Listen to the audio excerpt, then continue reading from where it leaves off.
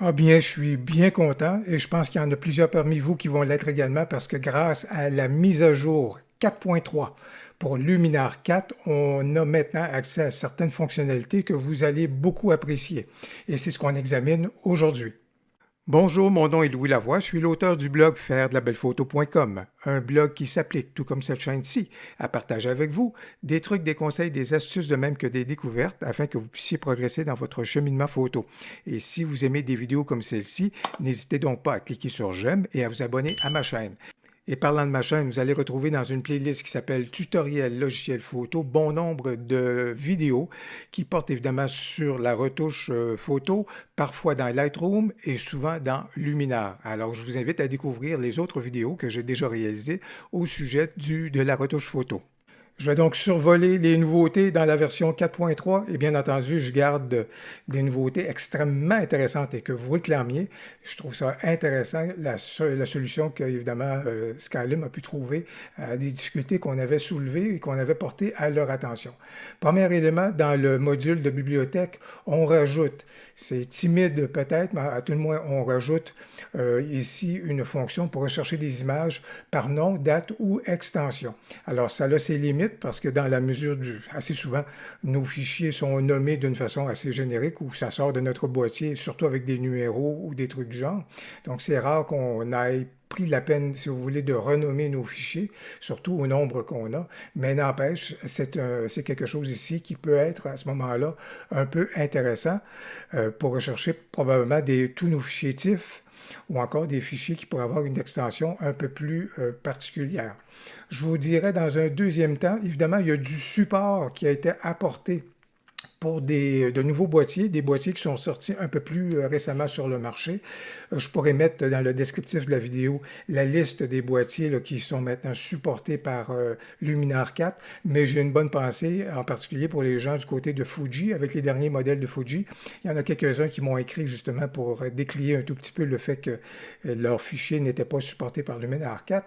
Alors, ça va être intéressant. Je vais vous montrer dans un instant comment savoir si vos fichiers sont vraiment supportés par Luminar 4. Vous allez voir, je vous montre ça dans 2 petites minutes.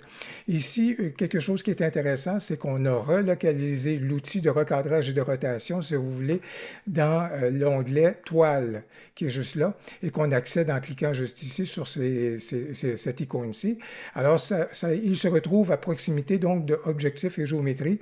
C'est une proximité beaucoup plus pertinente parce qu'assez souvent, quand on va jouer au niveau de la géométrie de nos photos, ça va nous obliger à faire un recadrage par la suite. Alors, c'est tout à fait pertinent qu'on aille donc apporter cette retouche-là. Je vous montre tout de suite ici comment savoir si vos fichiers sont supportés ou votre boîtier est supporté par Luminar. Assez souvent, les gens ne profitent pas assez ici sous lumière d'aller voir si au niveau des profils, ils sont en mesure de retrouver les profils de leur boîtier. Alors, assez souvent, Luminar va dire, ben moi j'applique mon profil par défaut, qui est juste là, mais si vous cliquez juste ici sur les profils, ben vous êtes en mesure d'aller chercher les profils de votre manufacturier. Dans ce cas ici, ce sont des profils qui sont propres à Canon. Évidemment, il y a toujours le Adobe qui se faufile dans tout ça, mais si vous voyez ici, on est en mesure d'aller chercher des profils qui peuvent être plus intéressants pour notre photo, comme je viens de le faire, et vous voyez donc là un profil que j'appliquerai donc à cette photo-là. Donc, c'est ainsi que vous êtes en mesure de voir si votre caméra est maintenant supportée pleinement par Luminar ou si celui-ci applique toujours Luminar par défaut et que vous ne voyez pas de profil à ce moment-là. Vous avez donc là une bonne indication. Pour ceux qui aiment travailler avec les masques, je pense que vous allez apprécier cette avancée-ci qui nous est proposée donc par Skylum. Alors, dans ce cas-ci, pour le démontrer, tenez, je vais me tourner vers le recours, si vous voulez, à l'heure dorée, parce que à ce moment-là, ça va me permettre d'ajouter une coloration, si vous voulez, au sable qui est là. Donc, ça donne un peu plus, un petit peu plus d'éclat, évidemment, un côté un peu plus doré. Normalement, je ne l'aurais peut-être pas fait de cette façon-là, mais pour les besoins de la cause d'aujourd'hui, ben, c'est ce que je vais utiliser. Bien entendu, avec cela, ben, le doré est venu s'appliquer sur l'ensemble donc de ma scène. Alors, je vais utiliser un masque dans ce cas ici pour effectivement m'assurer que ça s'applique uniquement à ce moment-là au sable. Alors, évidemment, je vais peindre et dans ce cas ici, ce que je vais faire, c'est que je vais m'assurer qu'au niveau de la taille, je vais y aller assez rapidement, je vous dirais. Et la nouveauté, c'est au fait qu'il y a une couleur rouge à ce moment-là, et c'est l'unique couleur qui est disponible, soit dit en passant, pour le moment. J'imagine qu'à un moment donné, avec le temps, on aura peut-être la possibilité de changer la couleur de du masque, si vous voulez. Mais évidemment, comme vous pouvez constater, là où je suis en train de faire le masque, à ce moment-là, la couleur est en train de s'appliquer. Alors, voilà donc qui vient donc regarder le masque. Et si jamais à un moment donné j'ai débordé, ben, si je veux l'effacer, dans ce cas ici, je vais donc réduire la taille de mon truc.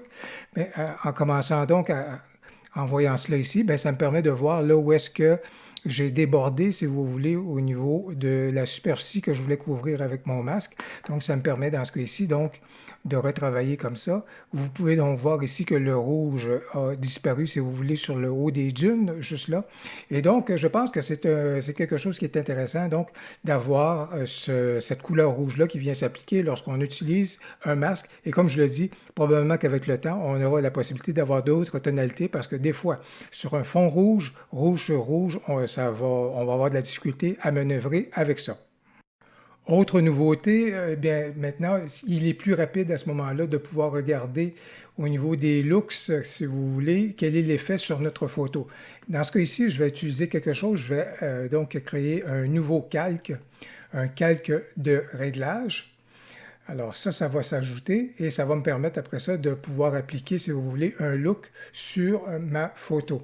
Alors, et là, ce qui est intéressant, c'est qu'auparavant, il fallait qu'on clique sur chacun des looks, si vous voulez, pour voir un peu l'effet que ça faisait. Et là, comme vous pouvez voir, à ce moment-là, beaucoup plus en me déplaçant sur les looks en question, ça permet donc de voir tout de suite quel va être le rendu par rapport au look en question. Des fois, ça peut être un petit peu exigeant au niveau de la performance de l'ordinateur, mais généralement, j'ai trouvé que ça réagissait quand même assez vite.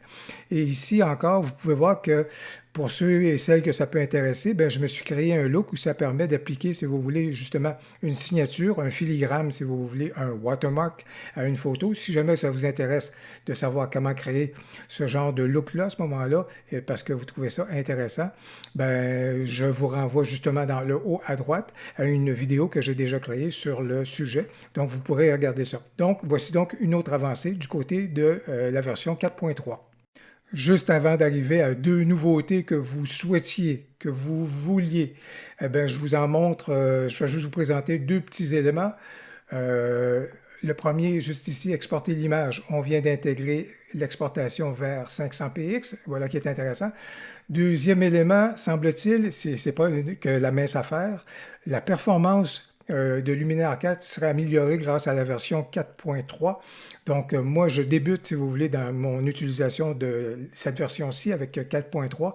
Vous me direz dans les commentaires si vous constatez effectivement qu'il y a amélioration ou non. On verra bien donc au fil du temps par rapport à ça, mais disons, c'est ce que Skylum affirme. Tournons-nous vers les deux nouveautés du jour. Et là-dessus, je sais qu'il y en a plusieurs qui vont être heureux parce que je me suis fait poser la question beaucoup de fois. Est-ce qu'on est en mesure de sauvegarder nos propres ciels à ce moment-là dans Luminar 4? Oui, auparavant, on avait un dossier qui était là, qui pouvait être neutre, il fallait toujours y retourner, mais là, Skylum a trouvé la façon de pouvoir intégrer ceci. Alors, si je vais dans Choix du ciel, juste ici, regardez, afficher le dossier des ciels personnels, juste ici, juste là. Alors, ça ouvre donc une interface, et vous reconnaissez que je suis dans une interface Windows, mais vous avez le même comportement dans un environnement Mac. Alors ça ici, c'est donc un dossier qui est réservé pour les ciels personnels.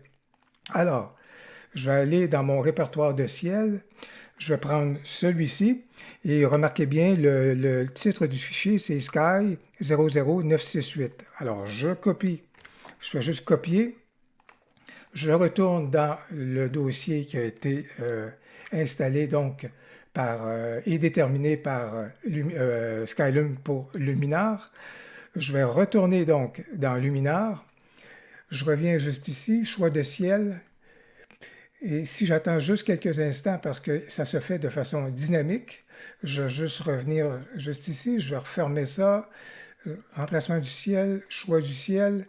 Et regardez ici, Ça a juste pris quelques instants et voilà, mon ciel personnel vient donc de s'installer à cet endroit-là. Et je vous dirais que si je me souviens bien, Skylum suggère de pouvoir y aller jusqu'à 50 fichiers additionnels, parce qu'après ça, vous devinez que la longueur ici du menu va être interminable. Et comme vous pouvez voir, bien, ici dans le menu, ça s'affiche selon le nom du fichier en question. Si je veux y donner un nom plus explicite, je pourrais revenir juste ici dans le répertoire en question. Et plutôt qu'il s'appelle Sky 968, je pourrais à ce moment-là dire que je veux le renommer ciel bleu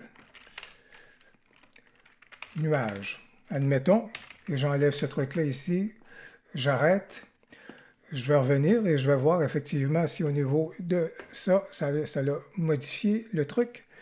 Je vais juste attendre parce qu'encore là ici, c'est juste une question de quelques instants. Et voilà, le nom a changé, ciel bleu nuage. Il y a donc un lien dynamique qui se fait par rapport à ces éléments-là. Donc, vous voyez, c'est donc facile maintenant de pouvoir apporter et mener vos ciels à ce moment-là à l'intérieur de ce répertoire-là. Et devinez quoi? On a la même chose également au niveau du ciel augmenté, celui qui nous permet de loger à ce moment-là des objets dans dans le ciel, dans nos ciels, afficher le dossier des objets. Donc, dans ce cas ici, j'en ai déjà mis un juste ici fumé, mais je vais aller en chercher un autre. Mais j'ai une lune juste ici sur le bureau. Je vais donc aller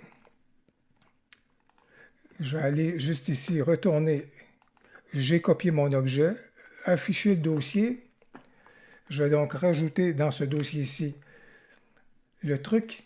Mon fichier s'appelle SmogMog. Je vais le renommer pour lui donner quelque chose qui va être plus explicite parce que sinon, ce ne sera pas ça. Lune. Voilà. Je referme mon truc. Je vais revenir là. Je vais juste patienter un tout petit peu. Et voilà, lune vient juste de se loger là. Je demande donc d'insérer ma lune à l'intérieur donc de mon image, comme vous pouvez voir. Et voilà, le tout fonctionne tout à fait correctement. Donc, vous le souhaitiez. Vous avez donc maintenant des dossiers qui sont vraiment répertoriés à l'intérieur donc de Luminar et qui vont vous permettre d'y verser à ce moment-là vos achats, les achats que vous avez pu faire par le passé de ciel ou d'objets et pouvoir les intégrer à ce moment-là et ça va apparaître dans le menu de Luminar 4. Je sais que ça va faire le bonheur de plusieurs. Juste une petite astuce additionnelle au sujet de ça. Bien entendu, ma photo n'est pas réaliste. Là, vous comprenez que je le fais strictement pour des fins pédagogiques et que je conclurai jamais une photo de cette façon-ci. Je vous dirais qu'au niveau des objets, il y a quelque chose d'intéressant et vous allez retrouver le lien dans le descriptif de la vidéo. Luminar, en fait, Skylum a refait un tout petit peu, si vous voulez, son site au niveau justement des consignes et puis des instructions, si vous voulez, au niveau du manuel. Et on y retrouve qu'il y a des éléments qui sont beaucoup plus précis, si vous voulez, ou justement au niveau de ces nouveautés-là. En particulier, par exemple, au niveau des ajouts d'objets. Malheureusement, ce n'est pas encore possible, ce n'est pas encore disponible en français. Quand je regarde juste ici, c'est au niveau en anglais seulement. Par contre, pour ceux qui sont intéressés à créer leurs propres objets, vous avez ici une consigne qui est très importante, si vous voulez. C'est que si vous voulez justement avoir des objets, vous aurez remarqué, puis je vais vous ramener juste ici dans mes objets, tiens, je vais y retourner de cette façon-ci en lui demandant de me ramener dans le dossier des objets. Vous remarquerez que les objets que j'ai, dans ce cas ici, ils sont sur un fond solide noir, un noir absolu. Il faut vraiment que ce soit fait de cette façon-là. C'est ce qui nous est suggéré donc par Skylum pour que l'intelligence artificielle puisse opérer. Ou encore, bien entendu, si c'est un format en format PNG, mais ce qu'on appelle ici un alpha channel, ça veut donc dire donc avec une transparence. Vous pouvez aussi créer des fichiers à ce moment-là avec le canal alpha qui va donc mettre une transparence à votre objet. Mais sinon, un JPEG va fonctionner, mais il faut vraiment que l'objet soit sur un arrière-plan noir complet. C'est à ce moment-là impératif, comme je le disais, pour que le logiciel puisse opérer. J'espère donc que vous appréciez cette vidéo sur les nouveautés qu'on retrouve dans la version 4.3 donc de Luminar. N'hésitez donc pas à consulter ma liste de lecture sur la retouche photo pour d'autres tutoriels sur Luminar 4. Au plaisir et à la prochaine.